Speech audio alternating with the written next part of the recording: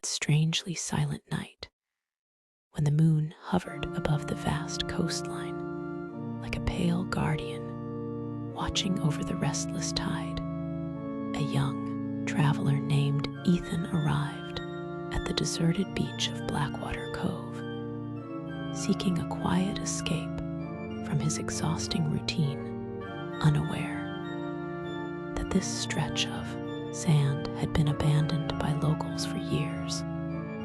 because every person who visited after sunset had either vanished or returned with shattered memories and trembling voices, as if the ocean itself had swallowed pieces of their souls.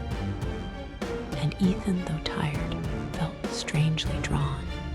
toward the rhythmic pull of the waves that glowed faintly, as if whispering his name through the salt-filled air, which chilled his spine despite the warm breeze. And as he walked further along the shoreline, he noticed that the usual scent of the sea was missing, replaced instead by a damp, earthy odor like something old and forgotten lurking beneath the surface. And he felt the sand vibrating under his feet, as if something beneath was breathing, slowly rising and falling in a pattern that matched the distant hum echoing across the water. And though he tried to convince himself that it was just the tide, his heartbeat quickened as he saw deep footprints ahead of him, leading toward the water. Then, stopping abruptly at the edge, as if whoever had made them had simply stepped into the ocean and vanished without resistance. And Ethan followed the trail until he reached a half-buried wooden sign with faded letters warning visitors to leave immediately after dusk, because the drowned ones rise when the moon reaches its peak, and feed on wandering souls drawn by fear and loneliness. And though he felt a wave of unease, he could not turn back, for something unseen kept pulling his attention toward the water, where the faint glow brightened with every passing second, as if inviting him forward. And suddenly, the distant hum grew louder, vibrating through his bones until it turned into a chorus of low whispers, calling his name with a chilling familiarity,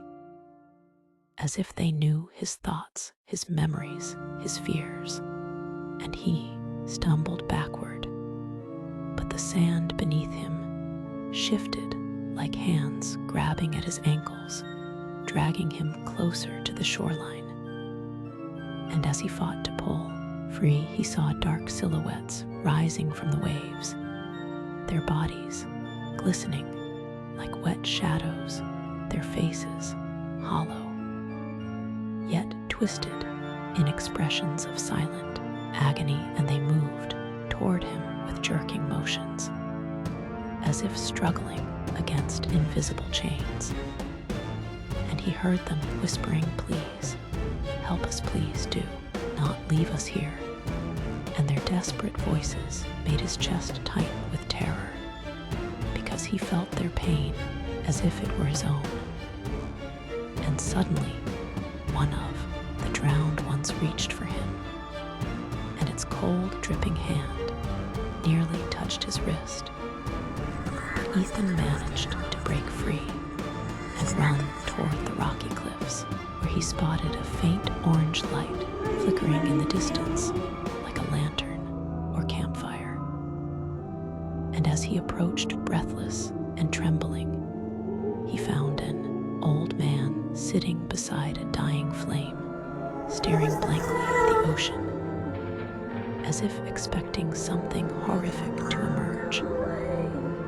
And the man spoke with a voice cracked by years of fear, telling Ethan that the drowned ones were souls of people claimed by the cursed tide, each trapped between the world of the living and the dead, because the ocean here was not just water, but a gateway, a thin veil between realms torn open long ago during a storm that took dozens of fishermen. And ever since, their anguished spirits clawed toward the living, seeking warmth and consciousness to replace the emptiness consuming them. And the old man revealed that he himself had lost his daughter to the cursed tide, and had stayed on the beach for years hoping to warn others, though no one ever listened, until now, and before Ethan could respond, the ground beneath them rumbled as waves crashed harder than before,